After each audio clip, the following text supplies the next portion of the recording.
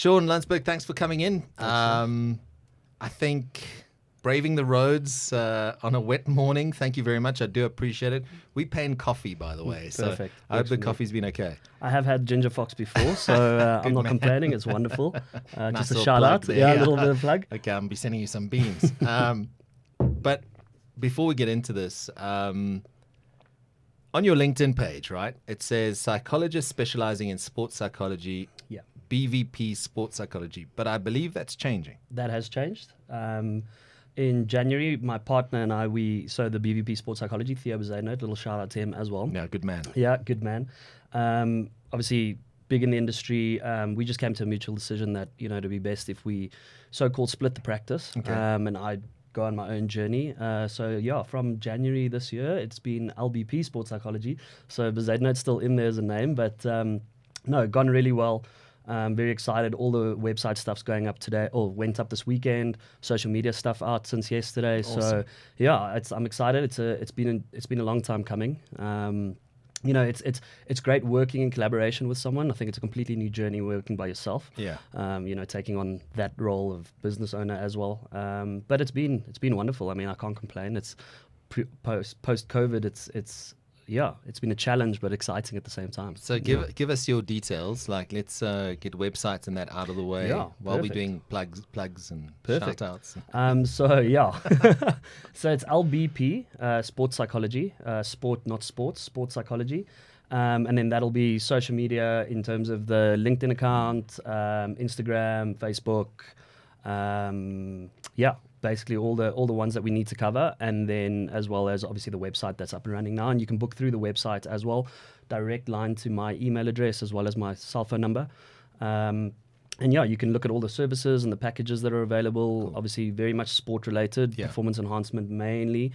We delve into a lot of things. There's a bit of corporate training in there. There's group psychology, group sessions, things like that. So, like I said, excited, taken a long time to get here, and looking forward to it. So the main sort of business for you is sports psychology right? Like 70%, 80%, or where are we? No, I think closer to 90. Okay. So when we're talking about sports psychology, I think that is the big separation between sports psychology and mainstream psychology. Just a sort of disclaimer. I think the big thing that a lot of people in South Africa aren't really aware of is that you don't actually get a sports psychologist in South Africa, or you're not allowed to call yourself that. Okay. Rather. In South Africa, you can only register as a psychologist, so whether it be a clinical or counseling psychologist, and then you can say with a specialization in sport. Okay. So I am technically a registered counseling psychologist with a specialization in sport. There's not many places that do the specializations anymore. Fortunately, I was one of those that could finish that side of the specialization. We are all psychologists are actually counseling or clinical psychologists are the main two ones that have then gone and specialized in sport after that. Yeah. Okay. Well, I've learned something new today. I'm fascinated. How did you get into this? Was it a yearning to help people? Was it?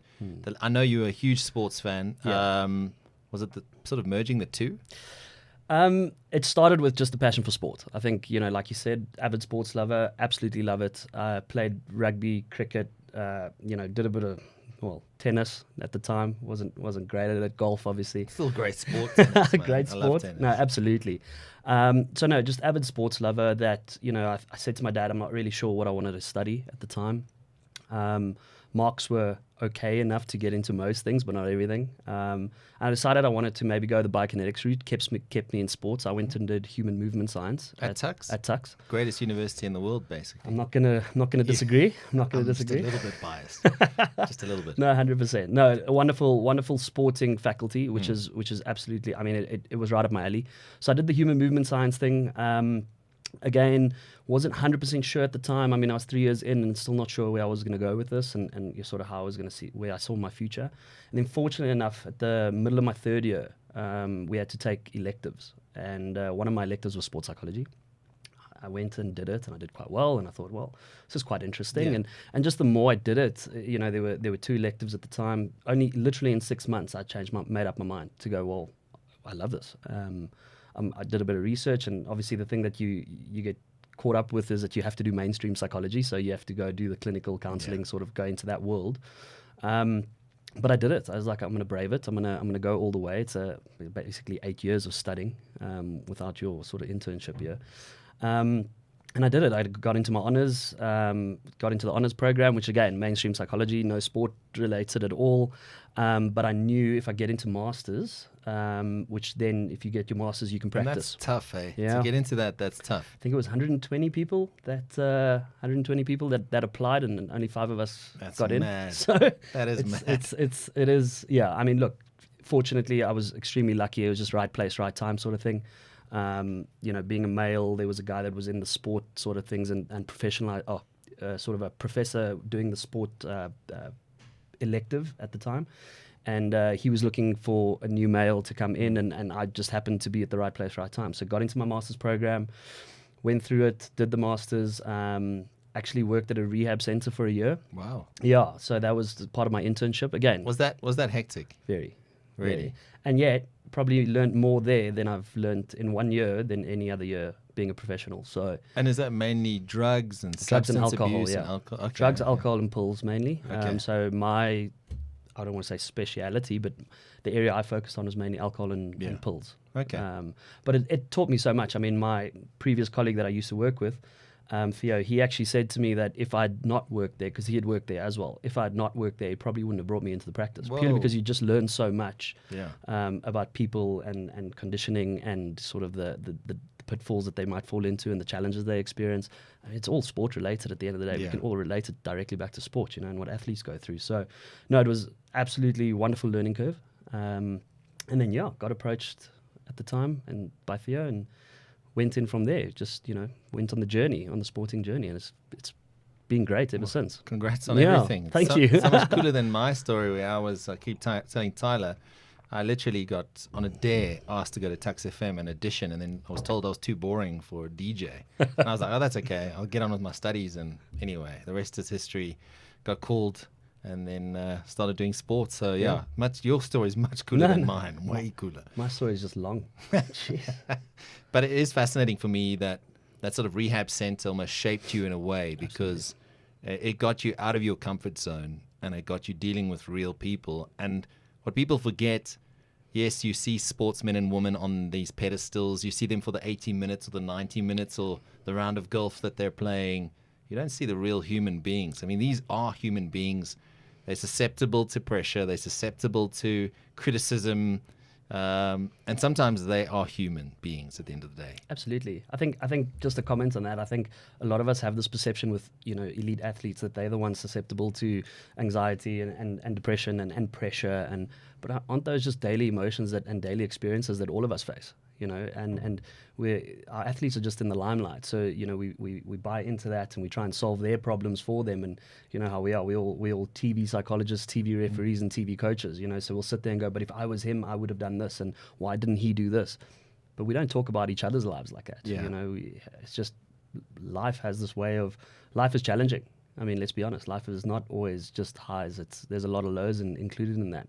But it's just in sport, we're so aware of it where it's just daily life. So as soon as you learn about the daily struggles and daily life, you can apply it directly to sport and start understanding your athlete better. And also live vicariously through these people. Absolutely. We see Cristiano Ronaldo at the World Cup, or Lionel Messi, or Tiger Woods, or whoever it may be. Atemba Bavuma, for example, who's under the microscope for all the wrong reasons.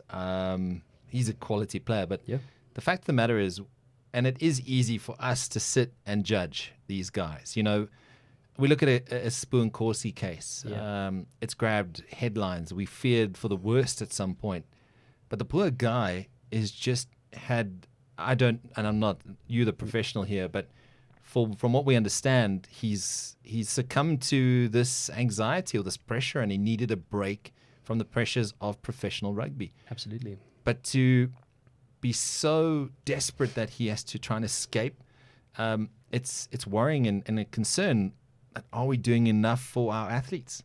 I think, and that is exactly where having a psychologist as part of a team is I mean, it's a must. I think the biggest challenge that one of the biggest downfalls of a lot of sports teams is they get mental coaches in. and certain psychologists that are very much performance enhancement minds. The mindset is all about performance enhancement, meaning they come into a situation, come into a room, come in working with a one-on-one athlete. How can we make your performances better? But they're not looking at their holistic person. They're not looking at the struggles that this person might be having at home, the financial challenges that they might be going through. And there is an element of dysfunction, of impairment that happens outside of sport, outside of the cricket field and the golf course. We are holistic beings, and unfortunately, if one area of my life is suffering, it's going to impact the rest. Yeah. That's a fact. I mean, we look at daily things. I mean, if I wake up the morning and my wife, for example, is in a bad mood and she takes it out on me, for example, I'm going to be in a bad mood, and I'm definitely going to carry that over into my workspace. As much as I feel like I'm quite neutral and happy-go-lucky, but the reality is that I'm impacted at home. And if someone is sick in my family, if something's happening outside, if I had a bad day at work, I'm gonna bring it home. As much as I can try and be aware of it and mindful of it, the reality is that it does impact. And I think that's where a case like Cebu, we've got a lot of performance specialists, and especially from the mental side, and that's great, and it's wonderful working on the performance side of things and making you as an athlete better and how to cope with certain challenges and pressures on the field, etc. But the reality is, how many of those conversations are actually happening around, how's your mom? Yeah. How's your girlfriend? How's your wife? How's your financial status looking at the moment? I don't think those conversations are being had with a lot of athletes, and I think we should make it more mainstream. It brings me to the whole, if we go back to 2019 Rugby World Cup, the Springboks had a Skulk Brits sort of come into the mix. Skulk Brits, I love the guy. He's a quality player, but he's probably not the best hooker, if you know what I'm trying to say, with all due respect. At that point in his career, at his age. But he's probably been brought into the side because, yes, he can play on the wing and wherever else he played, but he's probably a sounding board or someone who's almost like an older brother figure to guys within the team, right? So I know the Springboks have got a sports sort of a psychologist who does the sports sort of side of things, but I often feel that these genius coaches have these guys in the squad just for that sort of brotherly vibe. Hey, geez, my girlfriend's having whatever it may be. Is that what you see? Is that how you read it? Look, it's how I interpret it. Unless I'm obviously in the team room and sort of within the squad, I won't necessarily be able to tell you. But yeah, it is definitely my interpretation of why someone like that will go in. I am a little bit biased with Skulk. I think Skulk's amazing. I've always loved him. I know he's a great guy. I played rugby and I was always the smaller hooker. I know it doesn't look like it anymore, but I was a smallish hooker and I used to look up to Skulk. But no, I think they did the same with Bob Skinstad the year before, the World Cup before. And I definitely think, having that experience, having that lived a certain type of life, you've experienced it. We always say experience is wasted on the old. And we wish that, as older guys with all the experience, we could take it back 20 years. And I think that's exactly what a guy like Skulk Brits can offer, is that experience for the last 15, 20 years of my career. This is what I've been through. This is how I went through it. And you hit the nail on the head when you say he's a sounding board. And even if it's not necessarily a sounding board for a one-on-one individual, just maybe speaking up in the team room and just saying, hey guys, have you guys thought about this? What about, when I was in that situation 4 years ago, this is how I sort of dealt with it. And it just plants the seed in that athlete's mind to go, maybe he's onto something there. It's not I don't have to be as nervous about it. I don't have to be as anxious about it. Maybe I do need to go speak to someone if it's on a more severe case. But 100%, I think he's someone like that is perfect to have as part of a journey, especially because a World Cup journey is a journey, isn't it? That's it. It's not just pitch up on the year and then we've got a squad and let's go. It's team dynamics and relationships and all of that plays a role. And Skulk was almost the perfect guy to get in there. Also, winning teams have a great team culture. And Skulk is never short of a bit of banter and a joke, and we're going to have him on the show at some point. But I have to. I think that team culture is important. And you look at, yes, the Springboks are world champions and they haven't played maybe the best rugby this year, but we don't need to get into that. But from a team culture point of view, it's also a reason why they've been successful, is because they've got each other's backs. There's sort of this openness. That's the feeling I get from the outside, and I'm speculating because I haven't been in the squad, but looking from the outside in and having been to a few training sessions, press conferences, a few games, you get the feeling like they're in a good space. They all get on well and understand each other, and I think it's just this open sort of conversation and dialogue half the time. Absolutely. I think, we talk about group dynamics and team dynamics. I think that is part and parcel of it, is that space that you find yourself in any moment within the team. I always take it back to values. I'm a firm believer in value-driven team. A team with strong values are probably going to perform to their ability or to their potential.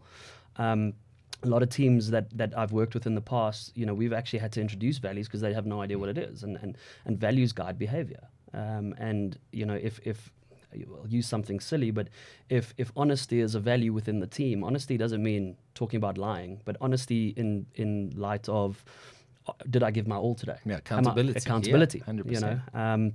And we can talk about values like that. I mean, and as soon as a team is value driven, I firmly believe that's when you're going to get the best performances out of them, and not just as individuals, but as teams as well. So is that sorry to interrupt you there. You just given me an idea. Is that value pillar, all right? Yeah. Part of that winning success mindset or the champion mindset? I mean, because this is your realm that we're dealing with here. So for someone who's not had to deal with that before or been so clued up with it, is that just part of that? Because a winning team is not just about the performance on the park. No. I think, especially when it comes to team sports, I think individual may be a touch different, but I think it's the foundation of team performances. And I'll tell you why. I think, and especially at an elite level, you look at the Proteas, you look at the Springboks, you look at all our elite teams, I think a lot of them arrive at a space when they get into the change room, they know they can play the game. You don't have to teach Dwayne Vermeulen how to tackle. Yeah. You don't have to teach AB how to hit a cricket ball. They know what to do, and they know where their skill set lie. But unfortunately, the best teams in the world, fortunately, have got a big value-driven sort of system in place. And you talk about the pillars, and it's exactly that. I mean, what are the Springboks value systems? We wouldn't know from the outside, but they should. And the Proteas the same. And I think any mental coach or sports psychologist worth their weight in gold has introduced that at some point, and the coaches are driving it and the players are buying into it. And at the end of the day, we don't give athletes rules to say, Curtly Beale, great example. You don't tell him, listen, you can't go out at 12 o'clock at night, tonight's curfew night. Curtly's not going to listen to you. But if he buys into the team culture and the values that you've instilled as a team, and you all believe in and you all buy into as a team, that's the thing that's going to stop him from going out. That's the thing that's going to get him into bed early. Commitment as an example. What is commitment? What does it entail? Listing all the things that lie under commitment. And if you have openness about a value like commitment, and that is part of your value system within the team, someone like a Curtly Beale might buy into it. But don't give him rules. So there's parameters. Okay, I got you. So it's not about the parameters, it's about believing in something. 100%. Okay. And if as soon as I believe in something, there's a bigger purpose, isn't there? Yeah. And especially within the team, if I am going to go to bed early, eat right, do what I need to do, and mentally prep myself for tomorrow's event or match or tournament, I feel like I'm not letting my team down, and I feel like I'm buying into that value system, and that's where we want to get our athletes. It doesn't always happen, we don't always get it right, but it's what we try and do. So then this is my next question. BMT. I know it's an interesting subject. The big match temperament. Is that something that is derived from preparation, from values, from team culture, or is it something that some individuals just have because they can deal with pressure better than others? So I'm going to throw you a curveball, if you don't mind. I've just thrown you one. So. I think the narrative around BMT is very much, it is in the world, obviously, but I think South African sport buys into this big match temperament mentality quite strongly. I've sort of moved away from it, to be honest, in the last 4 or 5 years. And the main reason for that is if you look at, and we go back to values, you look at someone like Gilbert Anoka. I don't know if you know who Gilbert Anoka is. He's the sports psychologist for the All Blacks. Okay. He's also the most capped All Black in history. Yeah, on the sides. Yeah. Most capped All Black in history, and he's also the Black Caps sports psychologist. Incredibly successful, been there for over 12 years now, I think it was. And he brought this thing in of, a set of values, a culture, if you will, and value-driven behavior. I mean, they would have things that, I don't know if we're allowed to swear on the podcast, but go for it. Tyler will shout at you.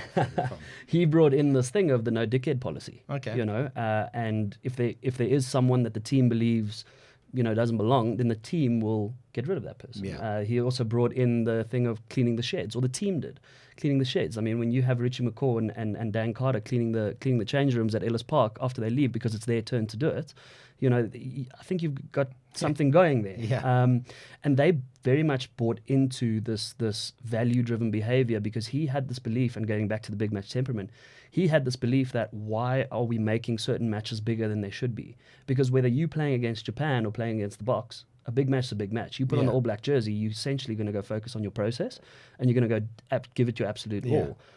In South Africa, we have got this thing of big match temperament. I mean, I hate to go back to it because I'm a staunch Springbok supporter, close to diehard, and you know, seeing us lose to Japan, I mean, it happens. Losses do happen. But 100% in my heart believe, you know, we perceive that game as not a big game. But man, put us at Ellis Park, you know, get a sports psychologist in, come, I know the name of it, but I mean, get a sports psychologist and come give us this huge motivational talk. We lift ourselves and we pump ourselves up. But can we do that for 4 years? Yeah. Every game? That's where values for me, you know, drives that behavior. You know, it shouldn't be about motivation. Motivation is fleeting. Motivation always, it waxes and wanes, and it will leave you at some point during your performances, but values will never leave you, and especially if you buy into it. So Gilbert Tanoka doesn't believe in big match temperament because he believes every game is a big match. Okay. But I quite like that, actually, yeah. you know, it's just a concept that I've tried to bring into my athletes as well, is that there's no one tournament is not bigger than the other. I had a golfer the other day that now played at the Alfred Dunhill, and you know, he was working himself up because, you know, he felt, this is a big first time in, and it's going to be a big tournament, and it's so much bigger than all the rest. But I'm like, but what changes? Why is this bigger than 6 months ago when you were playing in the Big Easy, or a year ago when you were an amateur? You know, it's no difference. Yeah. It's the same level, it's the same processes that need to be applied. I get the emotions behind it, and I get the thoughts and the perceptions that it is big, and we have to manage that, obviously. But as soon as you as athlete can start buying into that certain things aren't bigger than the others, I think that's when we're on the right track, you know. So I'm going to address the elephant in the room. Please do. In a moment. But it's funny, I've been doing quite a bit of work on the Standard Bank Pro-Am series with women's golf, and, you know, we've got some incredible women's golfers there. Fantastic. But there was one golfer who, she's been playing on the European Tour. She's a fantastic golfer.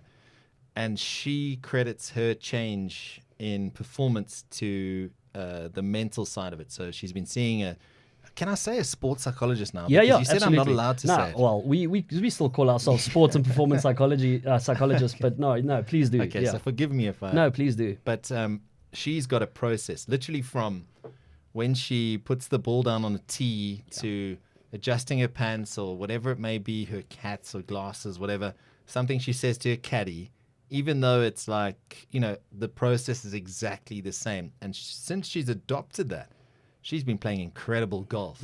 So I understand what you're saying. It is that process, and in that sort of, that this is just another hole. This is just one shot of it. And maybe I'm breaking it down to the layman here, but I know you deal a lot with golfers. Yeah.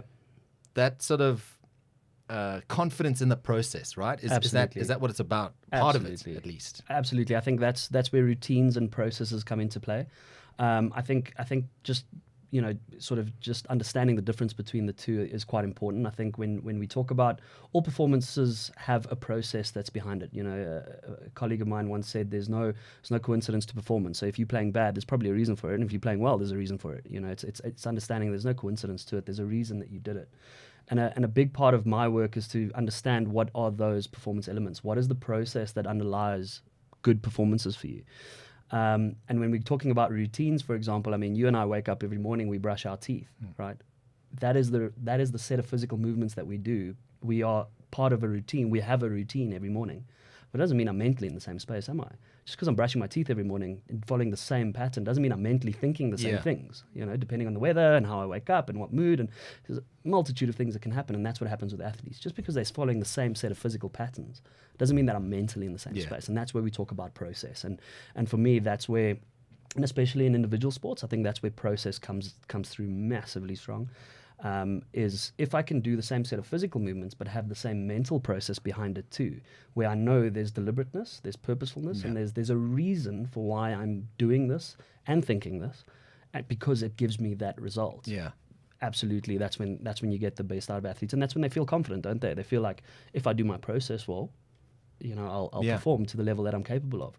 Where it actually starts, though, before is not necessarily in the tournament, but is on the range. Yeah. Because if I'm on the driving range, can I follow the same process? If Gary Kirsten was a great advocate for, or great example of following a good process. I mean, he'd always step away from the crease, stand there, tap his shoe, whatever the case may be, look at the umpire, the square leg, and then walk his way back in. But he had a certain set of, just because it looks the same physically, but he had the same mental process before each shot, focusing on the right focus points, what's going to work for him. And that's where process is massive. Imagine someone like Steve Smith is exactly the same. Look, I mean, we can delve into the Yeah, superstitious side of things too, and the role that plays, but it's all about process. And you mentioned the Japan loss at that World Cup in Brighton. South Africa losing to the Netherlands at the T20 World Cup. Look, T20, the margins are even smaller than in the other formats of the game, and they are still very small.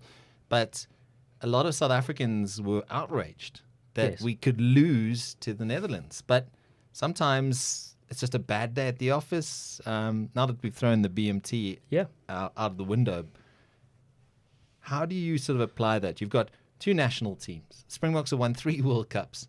Some of the most talented players in the world. Cricket's the Proteas, some of the most talented players in the world, but can't get over the line. I know we could be here all day. No, we could. I think I mean, obviously there's certain labels that comes with this topic of conversation that we give our athletes, and obviously we have expectations as the public of how we expect our teams to play, and especially with the potential and the ability. I think Chris Morris on this podcast made a very valid point. If there's just someone better than you on the day, because it's such small fine margins, then it is just what it is. He or she was just better than you on the day. But what do we do after that? And the repercussions of that is we label our athletes as certain things, and we can throw the choker term out there and all the rest. But it's exactly that. We have certain perceptions of what we expect of our athletes. If those athletes aren't necessarily performing at their optimal, and the chances of team sports, and that's where team sports is a little bit different, because I think if an individual athlete has a bad day, it shows directly. Yeah. But the chances of 6-7 individuals having a bad day, a little bit less. So you don't you expect 1 or 2 guys, for example, the top 6 of our batting order, to maybe have a bad day or 2, if and it's that's part of the spicy and it's doing a bit, 100%. I understand. Yeah. Completely understandable.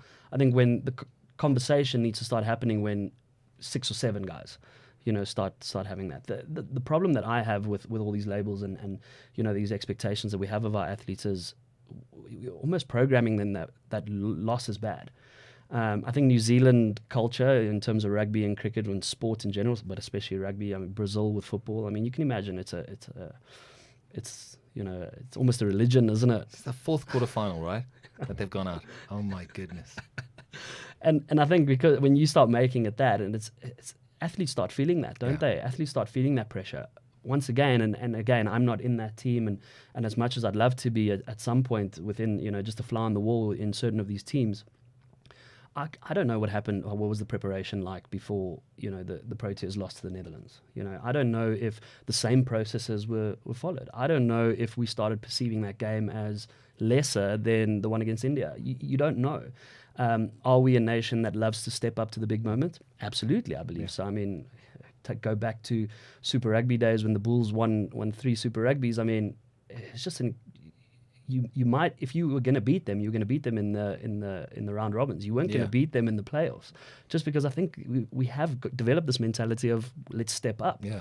The problem is it's not consistent, isn't it? It doesn't provide longevity, and I think that's where, going back to the values thing, I think the best teams in the world are the ones that have a certain culture and a certain value system behind them that governs their behaviors, and their perception of each game is very similar. It's their focus is very much on them. Yeah.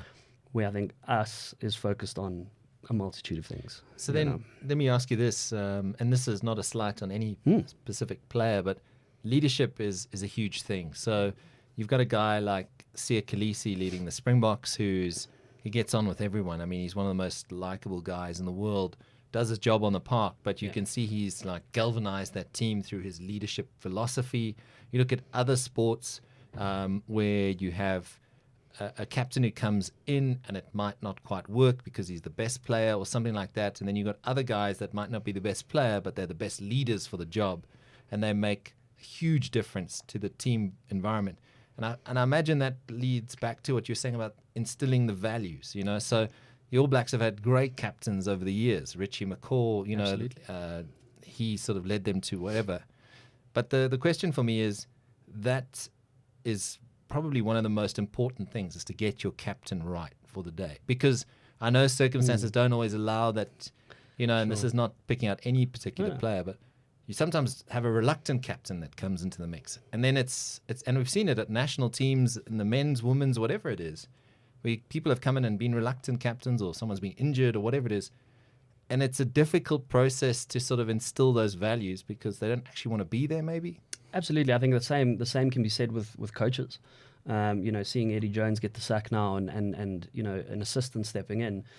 Assistant can be as great, you know, in a 4-year period as anyone in the world, but, you know, having taken over World Cup preparation, short time, don't think there's going to be much change there, you know, a massive impact. I think when we're talking about leaders, I think, you know, there's obviously natural born leaders, and straight away my mind goes to someone like a John Smith, you know, where, I mean, little shout out, he was in the same school as I, so no, but I mean, I look at him and I mean, absolutely massive amounts of respect for John Smith. I think he's a natural born leader. I think he's always, there's just the way he does things and the way he sees things and talks to people. I mean, I don't think anyone ever had anything bad to say about John Smith, or not that I'd have ever heard of. But I think there's a natural born leader. You look at someone like a Sias, for example. I don't know his entire story. I've only read his book and all the rest, but for me, Sias was a created leader in terms of he came into a system and players bought into his personality. Players bought into the kind of person that he was. And he became a leader throughout that time. I think he became a leader with the structures that were in place and the team dynamics that were in place. I think Rassie had a big part to play there. And surrounding himself with other leaders or like-minded players, you know, Eben Etzebeth, I mean, him and Sias are inseparable, you know. Exactly. Look, I think at that level, it's a very difficult thing. I think we all have this perception. Where did we all play sport? Where did we all see leaders and captains? Is youth sport. So you look at primary school, maybe high school sport. We look at our leaders, and there we expected them to do what? Go win the toss, decide. It's a very important decision whether we bat or bowl. Yeah. You know, that's what our leaders were doing at the time. Our leaders weren't galvanizing a team. You know, our leaders weren't coming to have a talk in the ear. Dealing with the media. No. And I think that's where leadership for me at that level is absolutely huge. Yeah. I mean, everyone can make a decision whether I'm going for polls or not. Sorry, I might be stepping on some toes here, but I think anyone in the team can make a decent enough decision reading the situation to go, do we go for polls or do we go for touch?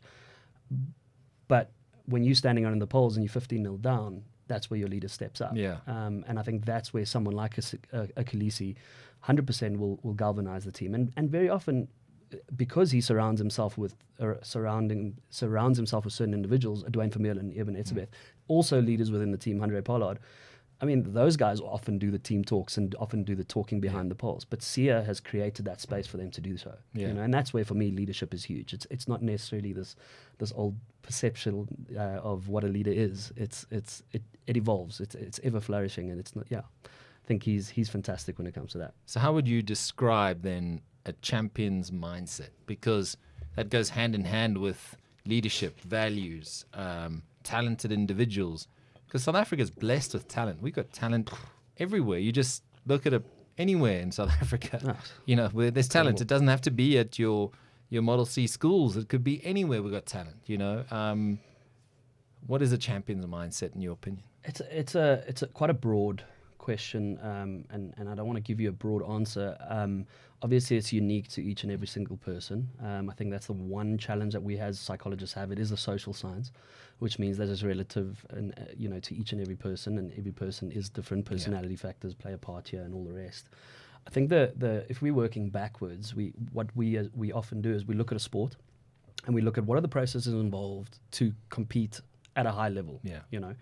And we'll look at the performances, we'll look at the focus points, we'll look at, you know, sort of the performance enhancement areas that a lot of people will look at. And then we'll sort of work backwards from, okay, well, where are we currently? You as an athlete, where's the team currently? And how can we buy more into that? Where do we need to improve? Where do we need to evolve? And I think when it comes to what is a champion mindset, I mean, the first thing that often comes up in people's minds is mental toughness. But what underlies mental toughness? There's so many things in there and so many mental tools in there that we can use. But the reality is that there has to be large amounts of acceptance. There has to be a focus on the process in the moment. Adding on to that in the moment is being able to be in the moment. 60 research has shown that 55 to 60% of our lives we're either in the past or in the future. With our thoughts. Yeah. And now we're talking about athletes. Guilty. Yeah, exactly. Yeah, absolutely. And someone once said to me, my supervisor actually once said to me that, we always talk about being in the moment, and that's fantastic. But people with depression have got too much past in their present, and they're always bringing past experiences into their present mentally. People with anxiety are always future orientated, so they're always bringing their future into their present. What if and when this, and how do I deal with that? And I think as soon as we can get athletes into a space where they are able to focus on the process in the moment, and have an element of resilience behind that, I think that's already, that's a great starting point. From there, you can start looking at, performance enhancement tools. What can we do? Mindfulness. We can start looking at, self-talk, positive self-talk. We can start looking at, body language. We can start looking at all these avenues. But there must be a fundamental starting point, and that is understanding of self, understanding of, the cognitive process of thoughts leads to emotions, leads to performances, i.e. behavior. And once an athlete can understand him or herself in a certain sphere, in a certain realm, I think that is huge. Yeah.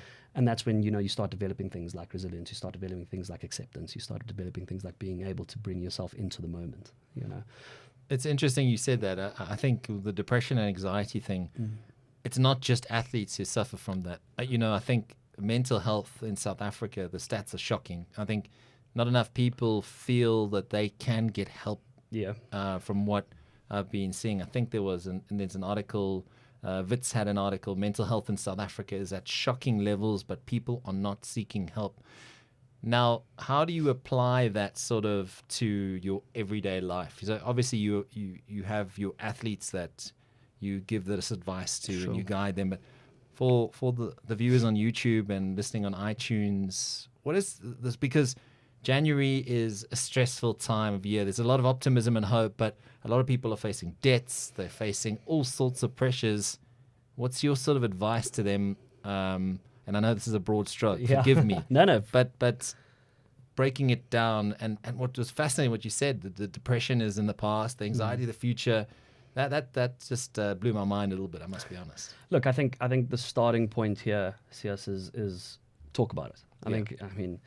I think what a lot of us do is we've got this perception and this mentality that, cowboys don't cry, sort of, I'm a South African male, I'm not allowed to say anything or cry anything. I think we were brought up in certain ways, and there's certain perceptions about mental health that we still need to break, certain stigmas that we still need to break. I mean, not going too far away from the topic, but, in South Africa, sports psychology hasn't boomed just yet, purely because an athlete seeing a psychologist, there's still this perception that there must be something wrong with me, and they don't want that. They don't want to go see a psychologist because there might be something wrong with me. Where the rest of the world... Is that a cultural thing? Absolutely. I think how we brought up, like you said, it does... We are that whole cowboys don't cry vibe, but it's men and women. Absolutely. And I think, the rest of the world, for me, is slowly getting it right. And it starts with awareness. It starts with things like this, having a podcast and having a conversation with someone that is working in that industry and going, well, go have a chat. There's nothing wrong with having a chat, and having a chat doesn't mean there's anything wrong with you.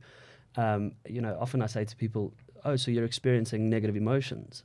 That is 100% of the world is experiencing what you are experiencing, or has experienced at some point what you're experiencing. And I think it starts with breaking down those walls, breaking down the barriers. So for me, people, like you say, there's optimism, there's hope, there's excitement for next year. Maybe things are going to be different, but like you say, they are sitting with all these challenges and negative experiences. What are they going to? What is the impact that has on them? That's where talking about it is huge. When you're carrying something with you and you don't speak about it, it tends to manifest in different ways, doesn't it? It tends to manifest in our health and our work experiences, our relationships, sleep. Yeah. Oh my word! Don't even get me started on sleep. I mean, and the thing is, every psychologist needs a psychologist. Yeah. You know, I mean, I have to do checkups once a month. Yeah, I was going to ask you. I mean, that's Absolutely. part and parcel with Yeah. the industry. Right? Absolutely. Also because I've bought into it's okay to go see someone. Why is it that we've got this perception that, you know, if my toe hurts, I can go see a doctor. But man, if I'm feeling low and down and geez, I'm just worried about everything consistently or continuously and I can't sleep. Why is it that I don't want to speak to someone? Why is it that I feel like I need to speak to maybe my better half and they're going to make it better for me? They might do. They might relieve some of that. But not all of it. Yeah. Not that we can ever relieve all of it, but you know, it starts with breaking down the barriers, taking that first step, just going to speak to someone.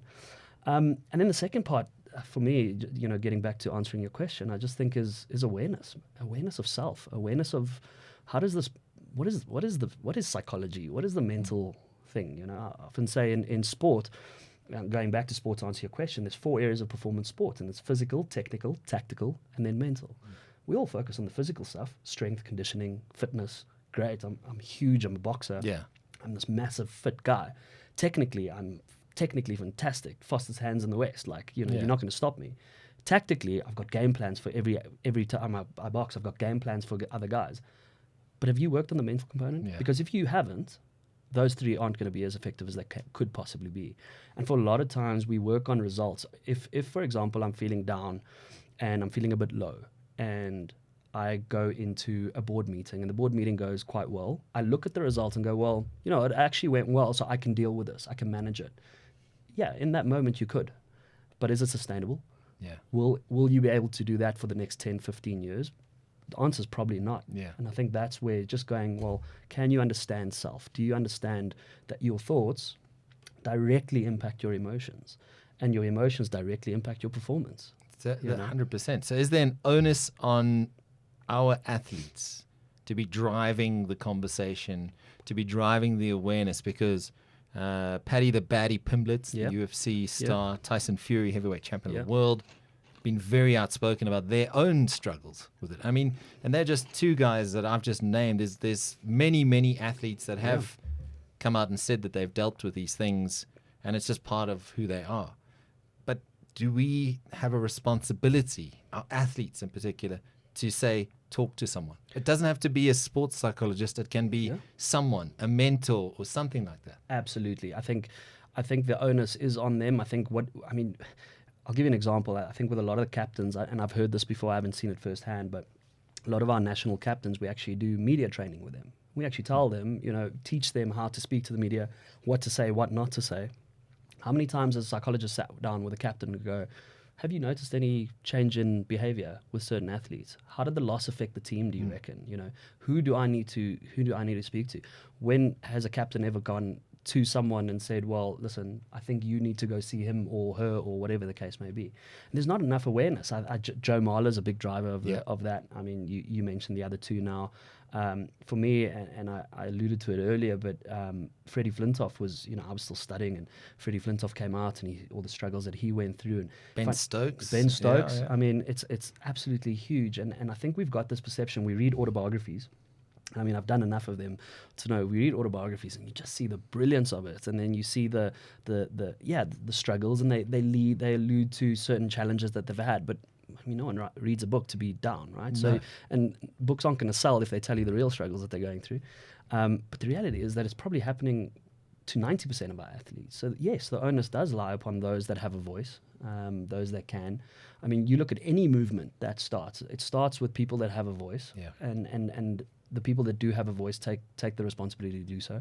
And I absolutely believe we need to give the people that do have voices a voice.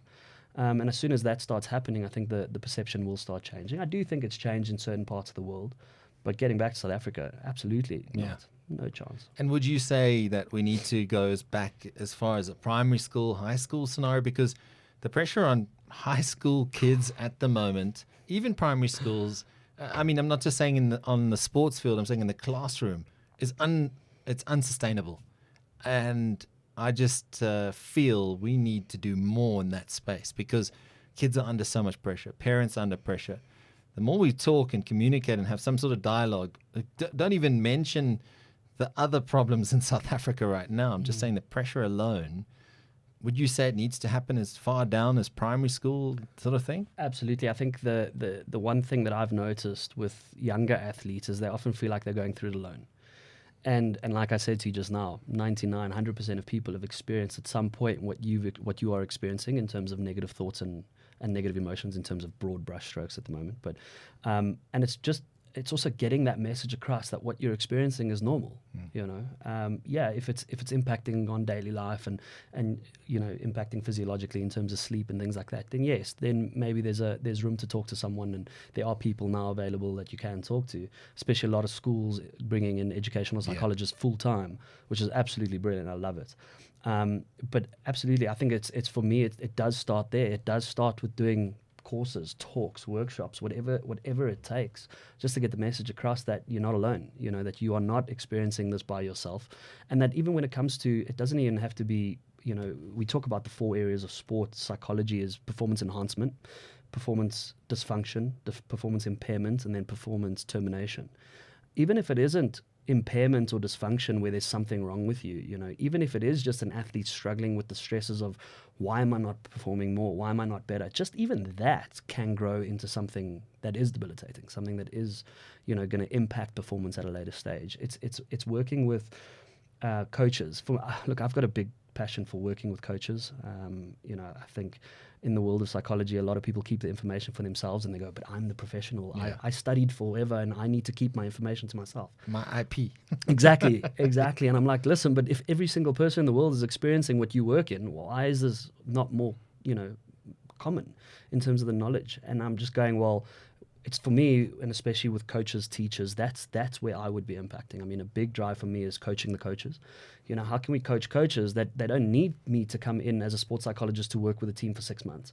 What if I work with a coach for 6 months? Because then every team that he works with for the next 6 years, he's effective and he knows how to read into things and he knows what group dynamics are and team dynamics and things like that. So, and going back to sort of everyday life, are we teaching teachers? Are we working with parents to take note of these things? I think if you look it up, you can find that information. But why is that information not freely flowing? Why is it not just in your face sort of thing? I do think changing the mindset of our older generation is important. I do think, if I look at my grandparents, like I still think they'd go, oh, so you're a psychologist? I go, yeah. And they'll go, I'm assuming now, but they'll probably go, oh, so people pay you to talk? And I'll go, yeah. And they'll actually give you money. And I'll go, yeah. And it's literally that. It's breaking that perception that, or that misconception that seeing a psychologist is bad. It's there's something wrong with me. There's nothing wrong with you. You are a normal individual and what you're experiencing is normal. And as soon as we get that across, man, I think the world will change. And I assume it can start with a cup of coffee with a friend. Absolutely. Like as simple as that as a starting point. And have the courage to say, listen, I'm going through stuff. Yeah. I need someone to listen. Absolutely. My friend is my wife in that instance. It's just, I live by the quote of the greatest gift you can give someone is the purity of your attention.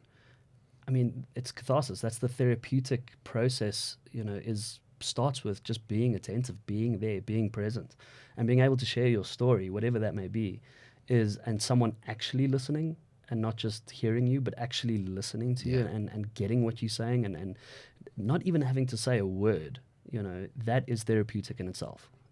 And I wish more people took note of that, because I think we're in this hustle bustle world where instant gratification and, racing thoughts and, I don't have half an hour to have a coffee with you because I've got a meeting that I need to make in Midrand or whatever the case may be. For me, just half an hour might be the difference between that person giving up or not. So let's commit here to 2023. We're going to be more present. If the world would be more present with the people in their lives, we'd make a huge impact. You look at parents that just give your child 30 minutes to tell them, let your child ask them how their day was and let them just share their day, ups and downs, but just listen. Don't give advice, just listen. If your significant other, if you see they're going through a bad time, just make a cup of coffee, like you said. Make a cup of coffee, Ginger Fox. Make a cup of coffee. And Did you get that, Tyler? Did you get that? Okay, cool. Make a cup of coffee and just go and sit down. Yeah. have a cup of coffee and just be or attentive. tea, whatever it is. Whatever it may glass be. of water. Absolutely. Yeah. Just be attentive. I think the world will evolve from there. I think from a psychological point of view, I mean, that's what we want to get to. I mean, yes, I would be labeled as a professional, but I would probably not. I'd probably be out of a job if the world took note of that. Yeah. You know, which I'm all right with. Well, Shaun, thanks so much for being on the show. Keep up the amazing work. I know Thanks, yeah. a lot of athletes are benefiting from your guidance and input right now. And long may it continue. And good luck with the new venture. Thank you. And yeah, I think being present is one of the big things I've taken out, and that we definitely need more people to stand up and say it's okay to not be okay. Absolutely. Absolutely. Thank you very much for having me. Yeah, hope there was something, that a little pearl of wisdom every now and then that someone can take from it. But yeah, much appreciated, and I look forward to our next chat. Thank you so much. Awesome. Thanks.